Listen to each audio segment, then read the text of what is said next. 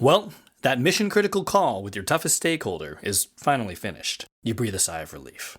It went fine, but you can't help but feel that you may have botched your justification of the new timeline. And there's a chance you were a bit too defensive when you pushed back on their additional feature requests. You asked your team on Slack how they felt it went, but all you get are a few thumbs up. Why didn't they teach you how to navigate tough conversations like these when you were getting certified? Shouldn't there be a way to build this experience without the stakes being so high? If you've been looking for ways to learn and practice people skills in a way that doesn't entail a career-limiting faceplant, keep listening. We're going to be digging into some key mindset shifts and a few specific tactics that will turn tough conversations from being one of your greatest fears to becoming one of your new favorite pastimes.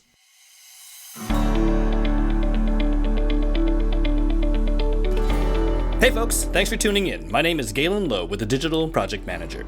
We are a community of digital professionals on a mission to help each other get skilled, get confident, and get connected so that we can amplify the value of project management in a digital world. If you want to hear more about that, head on over to thedigitalprojectmanager.com.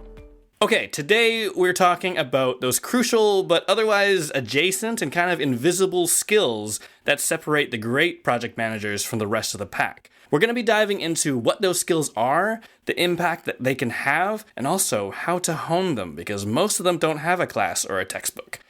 With me today is Jen Dary, a leadership coach, speaker, and founder of Plucky, a coaching and consulting firm that moves humans forward in their careers. Welcome, Jen. Thank you, Galen. It is very much an honor to be here. You are well known, I would say, in many circles. And you as well. I'm going to get to it later on. I'm going to flatter Jen because a lot of the folks in my community have used the services of Plucky, know you personally, have benefited from what you do, and have moved themselves forward in their careers as creative humans. So we're going to dig in there. But I'm giving away some of the punchlines. So you speak a bit about just Plucky, like why did you start doing what you do, and how exactly does Plucky help humans move forward in their careers? The endless question that I wake every morning wondering, Galen. So Plucky, my background is I was the director of employee development at a digital agency in New York about 10 years ago. And I loved that job. You know, as many of your listeners know, a small business can be, or a small agency, I should say, can be really exhilarating in the way that you have many hats. And then at some point you wonder if you just need new hats. And around this time, I had my first son and I took some maternity leave. And the long story short is it led me to wonder, like, who am I now, right? Am I going to stay home full time? Am I going to go back full time? Am I going to do half time? And I often talk about how parenthood is this lovely invitation, I guess, in life that you never realize that it's this moment where it says, who are you now? And there are other moments like that in life, but that one was very convenient to me where I said, okay, hang on, let me just take a beat from the momentum of my life and say, what should I be doing next? Now, Galen, we are just meeting each other, but I would never have predicted that I would start my own business. I'm a very good student, oldest child. What shall I do for you? I love having a boss. You know, I love jumping above the bar. But again, the long story short is that somehow I thought I want to do what I'm doing in-house, but for many places. And so I started in a consulting capacity. Very quickly, it evolved into coaching because I really what I was doing. And at this point, I am about 9.5 years, and Plucky is just this little bright spot in my life, a large bright spot even, I can say. And I would say about half my time is spent one-on-one coaching, so that tends to be with leaders or emerging leaders. Then I do a random bunch of stuff outside of that, like I teach a manager training, and I have little products that I've invented. Sometimes I do podcasts, like with people like you, and yeah, that's kind of the backstory there. That was actually something that struck when I was creeping you on the internet. I was like, this is such a humble page about Plucky, about Jen. And then I've been talking in my circles, you know, about mentorship, about coaching, and you keep coming up and you're everywhere in the press. You have your course, which I love, cohort-driven course called So Now You're a Manager, which very much resonates with me, even just title alone. You're everywhere. Yeah, it's a mouthful, if I can say, for SEO purposes. It's like, I sometimes feel like I'm very subversively, don't assume things about me, Google ad things, you know, which is really probably counter to what I should be doing. But I felt like so now you're a manager, was like one of those moments someone would talk to you about when you actually got that role. And I believe very strongly that becoming a manager is an identity moment where you need to sort of say, wait, who am I now? Because now I could maybe fire someone. Now I could give promotion or not, give feedback on someone who was a friend of mine 2 weeks ago, and I am now their manager. So all of those really tricky things happen. And I think it's really important to at least just have some intention around what that identity might be for you moving forward. I really like that existential moment and these identity moments. Actually, a lot of the folks who have mentioned Plucky in my conversations are project managers who have found themselves in more of a leadership style role. And I feel like their path, they're paving it as they go. Sometimes they're the first of their kind. I'm just wondering, I mean, you've worked with some project managers. Do you feel like it's a pretty good fit for what you do? Oh my God. I mean, how are they not a fit, right? Because you've got people who are driven, and I took like so many notes here. I'm just going to look at this because it's about 2 pages worth of reasons why PMs should definitely hang with me. Number one, you have people who must have people skills to get their job done because they are this middle space between client services for the most part and team. And so you need to be productive, and people skills are kind of a must-have. I'm sure we'll talk more about that. But you've also got the idea that they are holding stress, pressure, tension, and often there is not really a safe space for vented out. I always teach people you vent sideways and up. You do not vent down, which means that's sort of the traditional hierarchy in an org chart, right? But like you do not vent to your team because you are bringing a burden to them with that power. And then they're going to struggle to like, uh-oh, my boss is unhappy. I mean, every once in a while you're having whatever. You're having lunch, you're having drinks, and you say things, and that's okay for the most part. But in general, you need to have safe spaces for you to sort of let go of some of that stress that inevitably comes with PMs. I'm not doing therapy here. It's not only venting. It's trying to be productive with that feeling too. But I feel like PMs are very often in those spaces. And then to be very honest, I think that there is a lot of questions that PMs sometimes get stuck in, which is, what am I after I'm a PM? Okay, I'm a senior PM, maybe I'm a vice president of PM, but then what? And so there's a question mark about career path there. Where are they going? And I'm a good space for processing that kind of question too. I love that word holding and letting go of this like stress. And it resonates a lot with some of the conversations I have where, I think a lot of ways, project manager role, especially in the agency world, it's not always seen as a leadership role, if you know what I mean. And yet you kind of need to develop these leadership skills because you are leading a team, at least to deliver a project. And then it's kind of like, there aren't a lot of parameters on the whole venting thing. So I love that. Sideways and I mean, your word about invisible is extremely true because I would say that a PM at their best are invisible, actually. And if they are not invisible, there's probably something going on. Yep. Yeah. Things should be moving well, and that makes it seamless. If things are not moving well, and then it becomes painfully visible. Totally. And it's not all on them, right? There could be many other things that are problematic, not the individual themselves. But in the best days ever, things go smoothly. And in your average day, there are bumps. And a strong PM who is balanced and I would say confident even in who they are and who they're not is going to be able to take those bumps in the road and not only manage their own fulfillment and motivation and stress, but also convey that to the team because that sort of balance has ripple effects on the people around you. So even the client comes and they're freaking out for you to say like, okay, we've got a lot going on. Let's just take a beat. I want to make sure that I have every note that you need to give me right now, right? Like the way my voice sounded kind of welcoming to the very big mess that the client is giving to you, for you to receive that with a welcoming voice, even if in the back of your head you're like, oh, you're killing me. That is part of client services, right? And then to turn around to the team and to say, everyone, this was a great job and there's room for improvement. So here's what we're going to do next, right? Again, you don't have to swallow it. I want to be clear that you need ventilation there, but it's a big part of presentation, I would say, for PMs. That was such a good mini lesson just there. There's a little snack right there. TED Talk Jen alert, Dary. Little value bomb right here on the TPM podcast. I think that is a really good segue overall. We've been talking about sort of this invisibility of a project manager's role. And one thing I wanted to just kind of dig into is just this notion that, we are navigating all the time and there's good days and bad days. And I think sometimes the way that project management is trained is it's like, keep things perfect. when it finally goes off the rails, because it will, then it's like, you have to go to DEFCON 1 and get it back on the rails. But in actuality, it's like giving ourselves and our team this grace to like make mistakes and have tough days in between. But then the net result is that if you look at it from far enough away, or if you look back at it from the future, it's like, yeah, that went really, really well. Even though we all know that projects just don't go perfectly. And yet there's this sort of level of training where we're like, here's how you make it perfect versus the other stuff, right? The mess. Totally. So just to kind of tee it up, I mean, I've always been adamant about the fact that the skills that I use the most as a project manager or as a people leader or as a specialist are the skills that I didn't learn from a textbook. I didn't learn in a classroom. They're things that I've honed on the job, and usually quite tediously and almost always quite painfully. So you probably see a lot of this. We're on the same wavelength here. But when it comes to just people leaders and roles that rely heavily on people's skills, what is your top skill that is the most sort of untrained, but the most necessary skill that helps folks do their best job? Well, 10 come to mind, but I will try to condense it into, I actually think the number one skill, this is not just for PM, but for anybody. If you need to hire somebody, I would say the number one skill to hire for is self-awareness.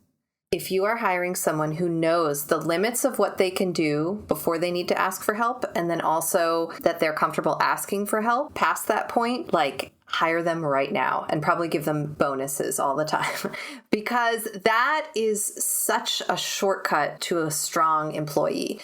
I wonder what's going on over there. Or are they passive aggressively mad at me? Or did they get pissed that they didn't get that promotion? Or someone who can express themselves is just a huge gift to the team.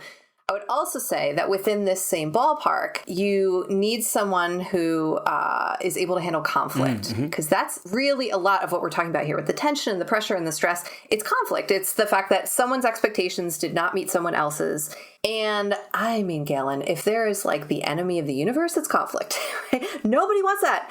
In the States, we just had Thanksgiving. I can guarantee you that I probably should have 50 new clients by tomorrow, because if I was focusing on family systems, I sure would after that, holiday runs through the system. But yeah, no, in truth, the ability to almost not just only handle conflict, but in a weird way, almost welcome conflict. If you can be a person, again, I'm going to say confidence, which I said a few minutes ago too, but if you can be a person that knows who you are and you have self-awareness of that, and you can be a person that says, uh-oh, what's going on over there? Let's talk about that. The whole world will love you, and they'll probably never leave you alone. You'll probably just always be now in conflict. But man, I would take a guess that your listeners, or at least many of them, have come from a backstory of handling conflict well. So if you're a good PM, it's possible that in your family of origin, you were the person that handled conflict, or in your group projects in school, you were the person that kind of rallied things around, right? There's a type, almost like a template probably, of the kind of human that thinks, it's a great idea. Budgets and deadlines. Woo! Sign me up. Right? That's a certain personality trait. And so I would say that probably if you are a PM right now, you have some at least kernel of ability to welcome conflict, or you're interested in that. And first of all, just to rewind a bit there, because the bomb that you dropped, I think, was that self-awareness piece. If you're going to hire for something, hire for self-awareness. And yet, I don't think I've seen a single job posting out there that's we're looking for someone who's just self-aware and knows their limits and can raise their hand and ask for help. I've never seen it there, but it is such an interesting thing to look for. And where would you suggest finding that first filter for that? Maybe it's not the job posting, maybe it is, maybe it's the interview. It's a good question. I'm going to talk about this from my side of the house. If you're an engineer, it's very possible that people just want to see your LinkedIn or, they're going to shortcut that. But if you do have the opportunity to have some sort of cover letter, even if it's as simple as an email, I think there's a way to be very honest and maybe even a little bit yourself. And that is a first little flame of that. And then definitely when you get to the interview, I mean, we do not put in our job descriptions, right? But we do instinctively, as we kind of build some of these questions into it. Tell me about a time when. Tell me about a failure that you navigated. So the tell me about is story. And what we're listening for under your story is, are you the bad guy in the story? Are you the perfect angel good guy in the story? At which point people are hold the phone. Something's wrong here, right? So they're sniffing it out, actually. And I think we are listening for that. But my usage of the word there maybe is the way to name it and help us talk more about it. Yeah. No, I love that. I have had those moments in interviews. I'm interviewing someone and I get the story of, here's me throwing my team under the bus and I did a great job. If it wasn't for the team, I think it would have been a perfect project. I'm this interview's over. No.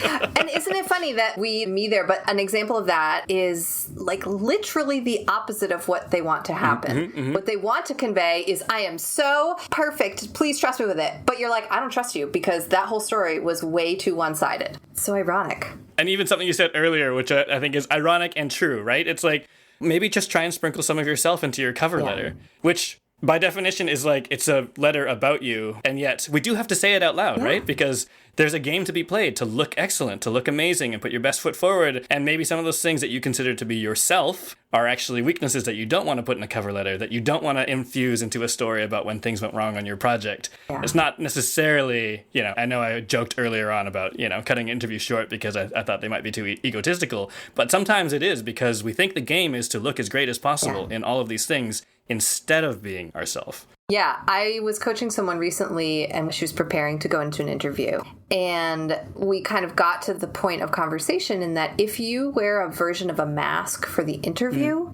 and you get offered the job, then you're going to need to keep wearing that mask.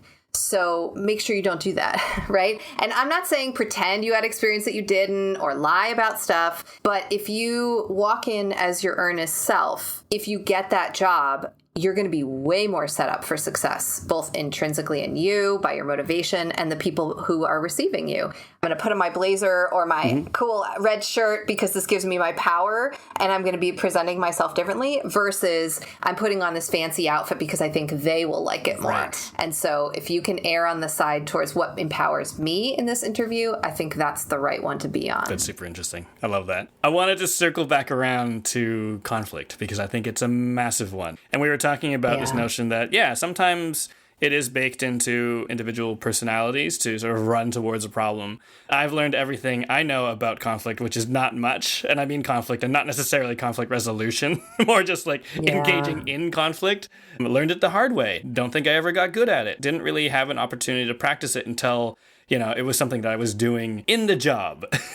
So I would just imagine that it's something that people bring to you as well. They're like, listen, I'm not comfortable with conflict. I do it, but, I really need a better way to navigate that. I'm just wondering, is there a specific challenge that you find people come to you about when it comes to conflict? And also, any stories? Yeah. Well, I would say that often people aren't going to vocalize it with that word directly. I'm going to listen underneath and hear, there's conflict here. But for example, they might say, I feel like I have a ceiling on my growth at this company and I'm not sure how to ask for what I want or if that means they're going to assume I'm leaving, right? Like this moment of, is it a threat for me to ask what I want? And if I want something that's higher, more ambitious, are they going to assume you've now basically raised a flag that you're leaving? And now we're definitely not going to give you it. And especially with, I would say, smaller companies and smaller agencies, for sure, there's this kind of loyalty, family, betrayal stuff that can be happening, right? If you decide to leave. And that's ugly. And if you're running a small business like that, I would say, don't do that. Call me. I'll talk you off that vibe right now, because you are really shooting yourself in the foot. If you are the person that can say, go spread your wings, I'm sorry we couldn't give you the spot you wanted here, but we're just not built for that, you'd be really shocked to see how many people actually fly back at some point or look for partnerships or acquire you, or a million different things, right? So don't burn bridges. That's a big one. Another way that people kind of call me with, there's somebody that emailed me a few weeks ago. And he was like, of the 15 people in leadership team, that sounds really big, but I think it's a couple tiers. Of the 15 people, 13 of them don't trust me. What consultant should I call? And I was like, well, I hope this isn't too rude to say in an email, but are you sure this is the right job for you? 13 of 15 is big odds there. And the fact that he could voice that was a level of self-awareness, I will say. 13 of 15 people don't trust me to lead this company. I don't know what consultant is bringing that back, without a hell of a lot of money, time, years of sort of coaching and redirecting. You can go buy EOS books. Cool. Now we're on traction. Now we're on these other things. Great. It's distracting from the fact that something is off. And maybe the right move there is to gracefully say, this isn't working. Now, how could I handle this conflict? Maybe I need to step away. Is there somebody else, a budding leader that I could hand things over to? And, again, people have boards or people have advisors or whatnot, but nobody ever thinks about that. But sometimes it's time to leave. Mm-hmm. You know what? It's really interesting because when I play the word conflict in my head, the picture I have is winning a fight. And that's not necessarily what we mean. What you just described there are like conflicting needs and priorities, maybe conflicting cultures. Yeah. And it doesn't mean you have to square peg round hole until it fits and then you win the fight. It actually might just be the best solution to the problem. And I think probably a lot of PMs can relate to that as well. It's not fight with your tech lead. It's not fight with your UX designer and win because you're the project manager. It's what is the best, how do we figure out the best path forward that is going to work for folks? And even just swinging back to what you said at the beginning, right? That your little masterclass on tone and delivery and what that sounds like is actually more the spirit of what conflict should be in the workplace. Not loud voices and winning a fight, but recognizing and being self-aware of conflicting needs and priorities and finding the best outcome and maybe running towards that. And that's actually quite a noble thing. Not running to go, verbally punch somebody in the face because you love it, but actually because running towards a solution, actually, coming from a constructive standpoint. I think in 2022, I can count on the fingers of one hand how many times I've heard of or been, sort of invited into, we need help with this conflict because people are yelling. Mm-hmm. It's actually the opposite. It's passive aggressive. Mm-hmm. It's thumbs up on Slack messages. It's like, the ... delete, ... delete. It's like this level of conflict, which is even like worse. Mm-hmm. It's poison, right? And it's hard, especially now everybody's remote. It's hard to feel like there's a way to walk into that conflict, even if you send a Zoom like, hey, can we talk? I mean, I literally have a whole product line called We Can Talk because I always teach the 3 scariest words in the English language are, can we talk? Mm-hmm. If somebody says that to you, hey, can we talk? You're like, oh, God. My back's up right now. Yeah, right? Like, I know, exactly. You just got barfy. It's like if somebody says, can we talk to you? You're immediately prepared in that fight or flight mode. So be the kind of person who can receive that question well. Say, yeah, of course we can talk. What's going on? Even if you're nervous inside. I'm not going to say that I'm not nervous when I handle that, but it goes a hell of a lot better when I start the conversation with that. Yeah, of course we can talk. What's going on? And then the listening becomes very, very important there. Mm-hmm. Listen to everything they're saying. Don't have the next response on the tip of your tongue and you just wait for their mouth to start moving and then you say your thing. You have to wait and pause and hear what they actually said because very often what they actually say is so much less bad than what we thought it was going to be. Mm-hmm. That's actually really interesting. There's this managed moment where you're like, okay, don't do that thing that, if you were to hit with a hammer, you would kick, but don't do that thing. Yeah. Pause and like say, be in this mindset, say these words, be open to what this person's going to say after can we talk, and then go from there rather than, arm for a battle that actually isn't a battle because in our head we're like, oh, this is going to be a conflict. This is a fight I need to win. Whereas actually it's a conversation and someone needs to play their hand before you know what to do with the next. So run towards that. Yeah.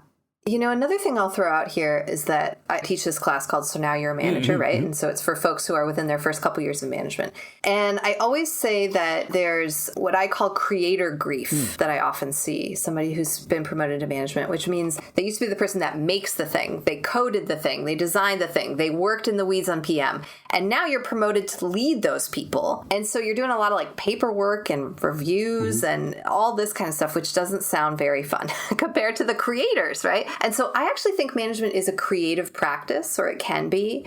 And you can just change your currency from, oh, okay, I used to have code. Now my currency is humans. And what that means is I'm going to create differently. And I'm going to think about different personalities on the team, people who are better at sales calls, people who are not as good, who need more help with public speaking or whatever it is. Let me do a quick think about talking about managers and creative practice and currency, and Becca's going to help us. Yeah. So my take on this is that PMs can have creative practices in their work. The currency is different, especially if you're managing here. You have the humans on your team. You have the skills available to you there. You have people who are more junior and more senior. And so you get to sort of make that picture or use that toolkit or paint kit, I guess, if we want to say, for creativity to set something up for success. You want to say, oh, this is a client who's very forward and really, driven in this way. Who are my best teammates to put on that client? And this is the art of research. resourcing, right? It's figuring out who would best be matched, not only to work together internally, but also to work on this client. Sometimes you have the luxury of talking about it like that, and sometimes you don't. But either way, the mindset of it, what shall we make today, is very different than like, what did we miss today? Or like, well, how are we already behind or late on something? And it changes the way you show up to work. I really like the currency aspect because I'm willing to bet that some project managers, if asked what the currency is, they might say deliverables and status reports. But the shift is actually, your currency is humans and probably some conflict, but it's a creative endeavor to try and make this work, right? It's creative problem solving. It is, to your point, resourcing, but resourcing the right people for the right situations, not necessarily just a spreadsheet of how many hours people are available, but actually how to be strategic about it. And then that last thing, which is actually, you're probably being strategic. Your currency is humans, and you're probably being more strategic than you think. And that's why you get sent on this path towards different types of leadership roles or different types of roles that involve managing people. And there might not be a lot of trailblazers ahead of you from where you stand, but you're arming yourself with those skills to be a better leader. I mean, honestly, we're talking about the invisible stuff today, right? And I would say that emotional labor is a big byproduct of this, which means that you're tired. And sometimes for you to handle and control all of that energy in the room or energy in the conflict or the exchanges, it's very fatiguing. So I would say another element of why I end up coaching someone sometimes is that there's like, I don't want to say like a self-care element. It's not like go get a massage, but it's a sense of like, how do you restore yourself once you are depleted? At the end of a long day where you've handled people all freaking day, you need a way to get rid of that. And so I'm saying this very meta, right? That's my job too. I hold stuff for people all day. So take a nice long walk around your neighborhood or cook dinner with jazz on or, whatever sort of your MO is, but be sure not to skip that because it will build. And then your whole weekend, you want to be with anybody. Like there are ways that I'm a massive extrovert, but there are ways that now at this point in my career, I need to not be with people in the same way because I'm very aware now of this one's not having fun at this PTA meeting. And you know what I mean? It's like nobody's paying me. This is unbillable work, but I can't really turn it off. So sometimes I just need to make sure I'm not in the room too often if it's not restorative in that way. Isn't it interesting that some of the things that are invisible are the things that we end up holding? Because I think, maybe it is just embedded in the way we as adults developed, right? That we are rewarded for these things that are quite tangible and visible, right? Hey, you got that thing done on time. Yay. You don't take that home with you necessarily. You're like, I did the thing. It's done. But the invisible stuff is the things that you hold because no one really said, hey, good job understanding this stakeholder's needs and then resourcing the right person. And then, it does happen, but not often, right? And you kind of have this weight. And then to your point, some of these things are things that are always on skills, right? It's not like you create a status report and then you stop. It's like you are being perceptive about humans. You're being empathetic. You're trying to create psychological safety. And sometimes that doesn't switch off as easily. So I like that self-care aspect. Absolutely. I would guess that if you're a PM listening to this, you are also in charge of some freaking committee out there. Like you've definitely gotten promoted, so to speak, to head of volunteers for, again, your kid's school or the local church or synagogue or the whatever, your neighborhood watch. Like you are definitely in charge of something else. Or if your friends go out to dinner, you're the one that picks where you're going. Like these skills don't turn off at 5:30. They persist with you. So while that is actually charming and a bit endearing, it's also a potential threat to your balance. So to make sure, number one, that you're not the only person like yourself that you hang out with, I think community is really important. Even this conversation is a level of cathartic. Maybe people listening also feel that, and I hope they do, that you are tired and you're not the only one. There are others like you. And maybe your PM friends can talk about it, but even if they don't, like me and Galen get you. And sometimes just to feel like someone is talking about this stuff, that's the subversive thing. Absolutely. I love that. I wanted to circle back on two things. The first one is personality types, because we're talking a bit about this. We're like, okay, yeah, you might be this type. If anyone's listening and they're like, actually, I'm not that type. I don't run towards conflict. I'm not the head of a committee. Does that mean I can't do this, Jen? Yeah, that's a great question. I don't think I would ever want to tell someone you shouldn't do something. But I do think that you want to do some gut checks on your self-awareness and truly the question of fulfillment. So if what's laid out in front of you, if it doesn't check all your Myers-Briggs boxes or whatever, but you feel fulfilled at the end of the day, Godspeed, go do it. But there are lots of, again, invisible forces on us that try to convince us that XYZ is the way. So, for example, expectations from our parents growing up, or you went and you got this degree from this college or university, which says that it should spit you out into this role with this pay grade. I was a junior PM with other junior PMs, and now they're doing this thing, and that means I should do it, right? There's all kinds of pressures societally and professionally. So if you're a little round peg square hole, and whatever, you can be an introvert and PM, like all these things are possible, but it is worth taking a beat and saying, is this my idea of fulfillment, or are other people expecting that to be fulfilling for me? And that's another thing, right? That I coach a lot of people who have maybe made it 10, 15 years into their career. And it's like this very scary moment where they say, uh-oh, why am I doing this again? And it's because somebody else wanted that to happen. All of us have had some version of that. And so to have a safe person, myself is kind of what I'm saying, or any coach really, but like, to have a safe person to open that up with and say, I might be lost. I mean, that's a big deal. And I will say, especially for someone who is a CEO or a founder. Uh-oh, what if I'm not in the right job? Well, that's a lot of pressure. I'm the only person in many cases that they could say that to, because you don't want to shake the boat before, or rock the boat before that is necessary internally at an all hands. Right, yeah. This boat full of people. Hey, I'm not so sure about this, everyone. Totally. Second thoughts, everybody. But see you Monday. Have a good weekend. Yeah. No, I think that's really interesting about that safe person. And I think, I was thinking about this all the way through, these invisible skills. You don't get trained on that much. And when they do get trained, especially personality types, they can be crushing because you learn them on the job and you probably didn't do it great the first time. And that face plant hurts and it may have limited your career but talking about that safe person, like, what are some ways, if we were to talk about conflict, for example, like, what are some ways to like practice that and like get better at it? Maybe not, when it's that big client, that big meeting where your career depends on it. And you're like, well, now's the time for me to try and be good at conflict. And here we go. Are there lower stakes ways to learn and practice these skills? I mean, absolutely. The first thing that comes to mind is sending back your food at a restaurant. Okay.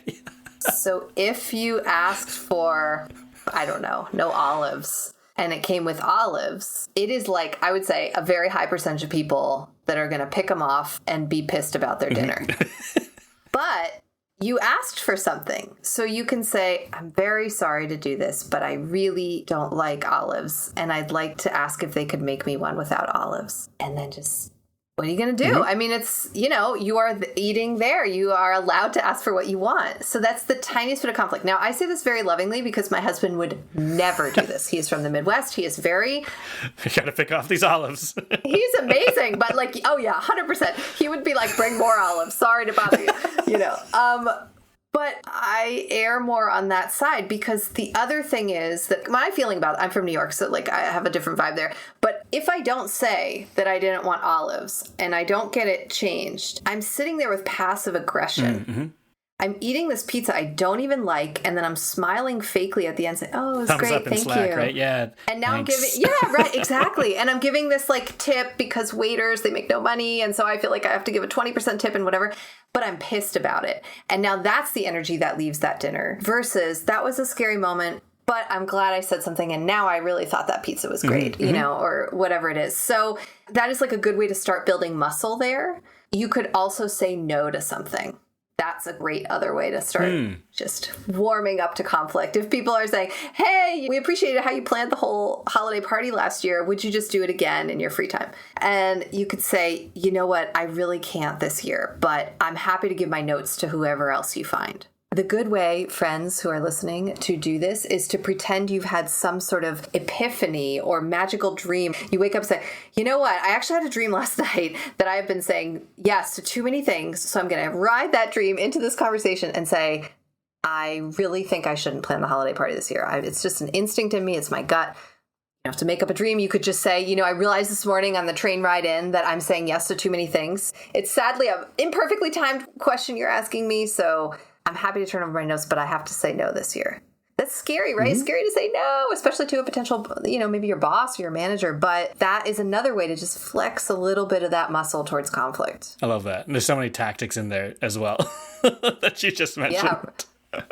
I know. That's because people need to believe that there was a disruption to allow your change. Mm-hmm. So I had a dream. I went on a vacation. I woke up this morning. I looked out the train. Like right. it's like an indie movie, and then the transformation happened and I was able to say no to your tiny meeting request, whatever. But sometimes you need to feel that vibe in that way because your identity does need to shift towards something maybe more balanced or healthy. So a disruption, regardless of how silly it seems, is the way for you to eke forward in that identity tweak that you're hoping to make. I love that sort of practice in every day and the fact that these aren't just work skills. They're just human skills. They'll probably benefit you, if you keep getting asked to plan the holiday party. and, right? Yes. Oh, I love that. Listen, I wanted to round out with the last question. That might be a big question for a last question, but, we've been talking about these things that are invisible and untrained. You just told me that it's pretty easy to practice. Why do you think these aren't things that get trained? Like, if I take a project management course, how come there isn't like hey, we're going to practice saying no for a week? Why isn't it baked into the way we learn or teach? I mean, that's the $1 million question, right? Or probably $44 billion question at this point because things are inflation. I think it's because it's really hard to measure. Mm-hmm. And I mean, we're swimming in a spreadsheet community here, right? So that even is more exacerbated. But I believe that these invisible questions, it's hard to say, I got it, or you got an A on it, or whatever. It's really hard. It's not mathy in that way. So that's why it doesn't show up in textbooks. You also can't do it at scale. Mm-hmm. Like if you're grading papers, you could sort of, it'll take you a while, but you get through it. But at scale, could you handle conflict in the classroom? How is everybody doing? No, you'd need one-on-one time. Mm-hmm. So another way to track that is time and experience. So it's not a textbook, but it's time you've lived. It's experience you've lived in your life. Some people at like 20 have so much more experience with conflict than another person at 50, depending on where you've grown up and your life and what jobs you've had. So the last thing kind of I feel about that, it is not a very tangible thing that people will approve your prof dev budget for. Right, yes. It's like, go talk about your feelings. I mean, people are so annoying like that, or people who have the purse strings, because it's like, man, what do you think is going on under all this? Mm-hmm. Yes, it's the feelings. If you want people to sell more, let them get experts at feelings, and then watch every single contract that comes in the door after that. So it's an investment for sure for someone to pay for a coach or a class or anything on this social emotional realm, I would say. Man, it is a great ROI for anybody on your team to take that kind of resource. I love it. There you have it. I also, in my head, I pictured the saying no class at scale. It's one multiple choice question. The options are yes or no. And then you get a certificate that says, yeah, you're great at saying no. 100%, you say no the right way. The end. I'll take my $44 billion now. Oh my God. Well earned. That is a great idea. In fact, have you ever seen that website? I don't know if it's still up, but it was like, isitchristmas.com or something. And it would just, you would refresh. No. Until one day it's yes. So this is your question should totally be a simple website, which is, do you want to do that? No. There you go. No. Yeah. That's the return. I love that. Awesome. Jen, thank you so much for your insights today. You dropped some value bombs. I learned some tactics as well. I'm going to say no to planning that holiday party. I'll cite my epiphany on the train, and and I'm on my merry way to practice saying no and be ready for a bit of conflict. Just before our listeners go, and you, I guess, how can folks learn more about you, hear more from you, learn more about Plucky? Yeah, so the simplest way is to sign up for the newsletter, which we will probably put that in show notes. I send it once a month. I tell stories about work and life in the world, and I give you, like heads up on tickets that are coming up for sale. We sell out pretty quickly first, so now you're a manager. So if you're interested, the best thing to do would be to get on the wait list of the current one that's sold out, or to subscribe to that newsletter, and then you'll hear about that. And I am no longer on Twitter. Ooh. Spoiler. I know. Yeah, I left because of some recent management changes. And so what that means is that for a small business, I need to look in other areas. So I'm definitely on LinkedIn with Plucky, We have a good amount of followers there. And then I'm also on Instagram. Again, I'll share all that with Galen, so you have it in the show notes. But those are the best ways. And honestly, you could just email me. hello@beplucky.com. You could just send me an email and tell me what you thought about this. Find me on email. Yeah. I always write back to those. It's like my favorite thing when people write and tell me what they're thinking. And, I can just shoot you something back. I'm a very, in case you haven't noticed, very people-oriented person. Mm-hmm. So I always love connecting with Definitely people. Add all of those links there and Jen's email in the show notes. All right, folks, there you have it. And as always, if you'd like to join the conversation with over 1,000 like-minded project management champions, come and join our collective. Head over to thedigitalprojectmanager.com/membership to learn more. And if you like what you heard today, please subscribe and stay in touch on thedigitalprojectmanager.com. Until next time, thanks for listening.